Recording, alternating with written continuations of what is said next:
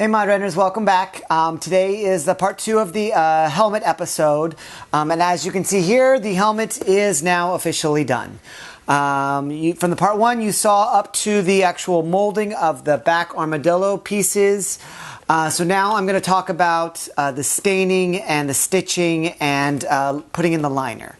And hopefully that helps. So let's go over my shoulder and I'll talk about all the details that went into making the helmet. Alright everybody, so the helmet.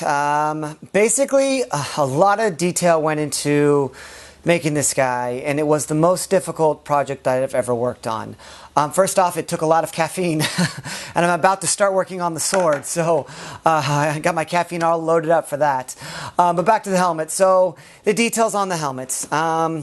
First off, I will put some pictures in at the very end of the video so you can see the kind of the process of where it started and where it went through, and basically all of that information. But as you can see here, that after I molded it, I needed to sew it in. And what I ended up doing is I ended up using some rivets on the inside here, and I attached this one to this one, this one to this one, this one to this one, and then finally this one attaches onto the helmet itself. Unfortunately you can't see it because there's a liner inside, but there's also a little bit of stitching, and I stitched this top piece onto the top of the helmet itself. I just felt like it does not move. I wasn't able to do that. And I had having to make another whole piece because it wasn't lining up the way I wanted to. So be aware of that. If I can offer any suggestions on when you're making your helmet is to, after you've gotten the mold, I would do these guys next. And what I did with these guys, this is made out of Sculpey. I would use I did not use the right one. I would use, if I were to do it again, I would use the most durable, which is the souffle Sculpey, which is, I guess it's a little bit rubbery, but it's the most durable because I've actually chipped a few of these and had to fix them. So I would do those next. After you do the Sculpey, you bake it, and then it becomes hard. And then what I did is I screwed them in through using screws. Make the Sculpey around the screws, and that way when you undo the screws you already have a natural groove inside of here.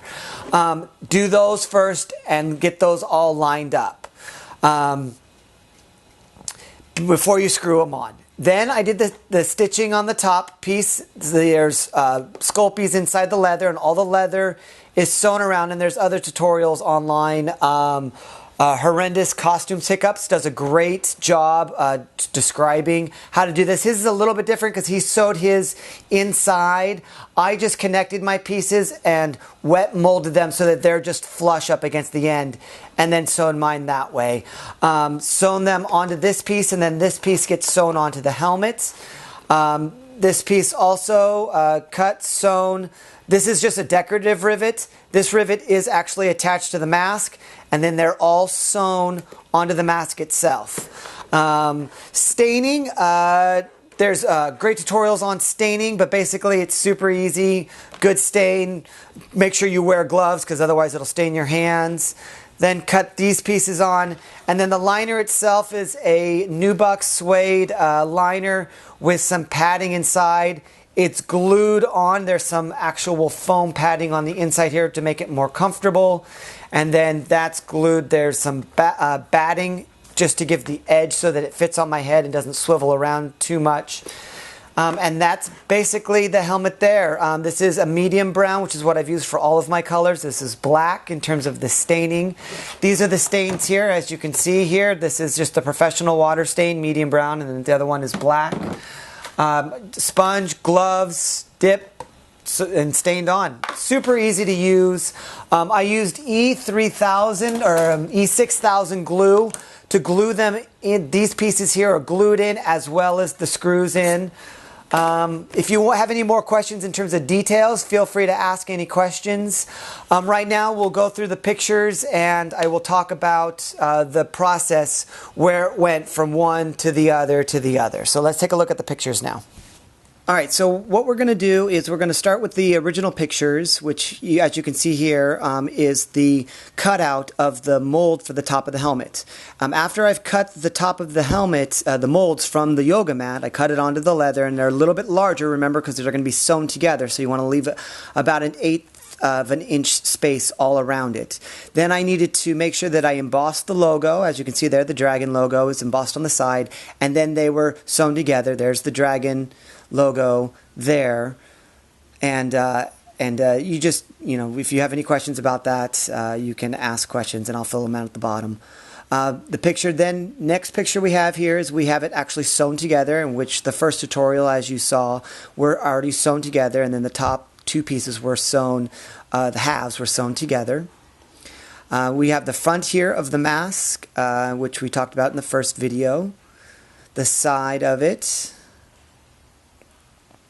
And now we have the armadillo that was getting placed after it was, before it was wet molded from the first video, just to make sure that it was fit in place.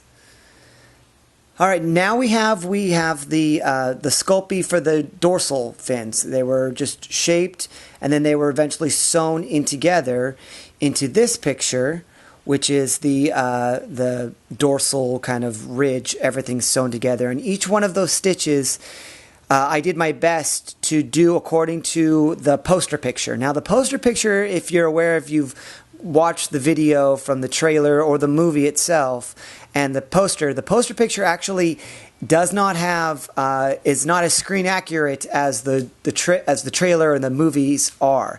There's 7 spikes there on the dorsal and the sides, but in the poster there's only 6. So I went with more movie accurate, with a kind of a blend of the stitching, whether it's right over left or left over right. There's a picture of it being taken where it's placed on top of the mask. And now we have a picture of the eyes. There's eye coverings, which will eventually get stained. You can see there on the right side, there's a top and a bottom. Then there's the nose guard, top and the bottom. And then I marked where those rivets and the kind of button is going to be placed in the forehead there. This is now staining. I covered the edges first, because we're going to do the brown first, and then the black is going to be all around the edges. Now we have a complete stain of the mask and helmet for the black and the brown. Then we stained, I stained the back, the armadillo back, the eyes, the nose, the dorsal fins, and then now stitched on. As you can see here, this picture, everything is all stitched on. The eyes are all stitched on. The nose guard and the rivets are all put in place. And now you can see I'm working with the Sculpey on the side kind of fins there. Those ones are a little bit too big, because on the next picture we have them actually sanded down and carved down so they're a little bit skinnier. I started with them being a little bit thicker, so that when I screwed them on, they would fit well. And then after they were screwed in place, then I carved them down, and then I restained the brown a little bit to give it a little bit more darker, because after looking at the picture screen trailers, the mask is just a little bit darker. And now we have a side shot, and then the other side. And as you can see there, I didn't really point it out, but there's a little groove that Hiccup had stitched, and it's just basically cosmetic in terms of the look, but it actually does stitch into that first little armadillo scale, and it makes it hold it a little bit nicer. And then the final picture of the mask, and then there you go.